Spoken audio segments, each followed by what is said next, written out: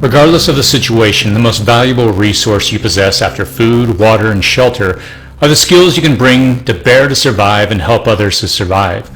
Unlike food or water or shelter, you can't be robbed of your learned skills. All the tools in the world, all the neat survival gadgets, are rendered useless if you don't have the skills to properly use them. And though much can be said about pursuing recession or depression-proof occupations, jobs can evaporate in a truly horrific grid-down situation. When your job is rendered non-essential, will you have the skills you need to survive? In this video, we'll look at 10 skills to develop that will be sought after and actually paid during a depression. Here are the top 10 skills that would be very valuable to have and would actually generate income in the event of a major economic downturn. Number 1, hunting and fishing.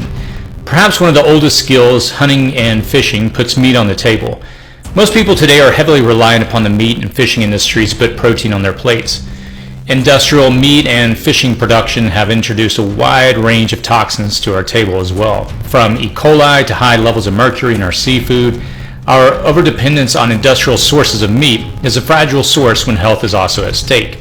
Also, the types of meats we put on our plate lack variety.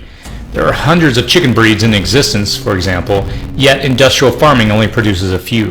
According to FishBase, a global species database, there are over 33,000 different types of fish, yet the average American can probably list the types of fish they have eaten on one hand or two hands at the most.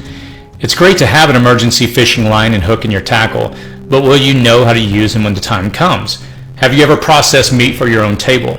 Hunting and fishing are skills you need to know, not only so you can secure food for your table, but also you can trade for other things you may need. If money becomes relatively worthless because of an economic collapse and hyperinflation, venison steaks, frog legs, or even a 20-pound catfish hold tremendous value. Number 2, foraging. The second skill to get you by is foraging. Just as our tables lack diversity when it comes to meat, they also lack diversity when it comes to the edible plants to consume. Foraging for food is an essential skill to cultivate now. That pun is intended. Did you know you can eat the entire sunflower plant, not just the seed? Did you know you can eat daisies and many other flowers? Do you know what mushrooms, berries, and nuts you can eat? If you grew up in the Midwest or South, maybe you harvested gooseberries for grandmother's gooseberry pie. Knowing what parts of the plants are edible and in your area is critical to having food on your table when the normal supply chains we are overly dependent upon disappear and our own stores of food dwindle low. Number 3, gardening and farming. Gardening and farming are the third skill types that will help you to survive through an extended depression. Remember, the Great Depression began in 1929 and lasted nearly a decade. Another depression may last just as long or longer. In another video, I'll be discussing apartment gardening, but if you're fortunate enough to have an area to garden, farm, or even raise chickens, goats, or some other animals that produce food beyond their own meat, knowing these skills will allow you to thrive amidst the suffering. These skills put food directly on your table, and when done right, provide you with sellable or exchangeable products to carry your family through an extended economic downturn. Number 4, cooking and canning. Surviving a depression relies heavily upon your ability to not waste anything. Most of the meats used in modern barbecue were deemed inedible and given to poorer folks or slaves. The long, slow cooking and spicing of the tough meats created something delicious. Barbecue and smoking were used to preserve meat. After all, it would be difficult and foolish to attempt to eat a whole cow or pig in one sitting. So, cooking and not wasting foods are a critical part of surviving. During the Dust Bowl, where droughts, rabbits, or grasshoppers wiped out almost all the vegetation, brine tumbleweed became food for consumption.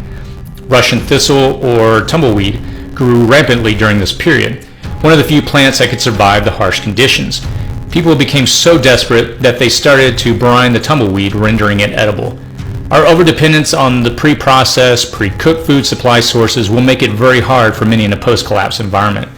Knowing how to cook, can, and preserve your food are critical skills to keep you and your family fed through an economic depression. Once your family's essential food needs are met, your surplus can be sold, bartered, or traded for other things you need. 4 cups of dry beans that have been cooked can feed many hungry mouths. Number 5, baking. Ask a cook if he bakes or a baker if she cooks.